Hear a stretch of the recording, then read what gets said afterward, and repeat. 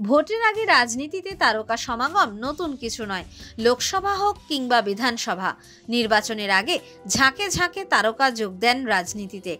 যেমন এবছর তৃণমূল কংগ্রেসের হয়ে হুগলি কেন্দ্র থেকে প্রথমবার লড়ছেন রচনা বন্দ্যোপাধ্যায়। অন্যদিকে বৃহস্পতিবারই মহারাষ্ট্রের শিন্ডে সেনা দলে যোগ দিয়েছেন গোবিন্দা। শিন্ডে সেনা সূত্রে খবর, লোকসভা ভোটে মুম্বাই উত্তর পশ্চিম কেন্দ্র থেকে প্রার্থী করা হতে পারে তাকে। এরপর আরও একটি খবর দাবানলের মতো ছড়িয়ে পড়েছে। কাপুর পরিবারের দুই মেয়ে করিশ্মা ও করিনা নাকি লড়বেন আসন্ন লোকসভা নির্বাচনে।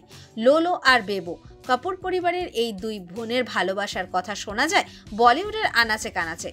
পরস্পরকে চোখে হারান তারা। স্বামী সঞ্জয়ের সঙ্গে বিচ্ছেদ চলাকালীন বোন করিনাকে দিদির পাশে থাকতে দেখা গিয়েছে। সময়ে অসময়ে কখনো দিদির পাশ থেকে সরতে দেখা যায়নি বোন করিনাকে। তাই কি এবার রাজনীতির ময়দানেও দিদিকে সঙ্গে নিয়েই নামবেন করিনা? এই মুহূর্তে জোর গুঞ্জন মায়ানগরীতে।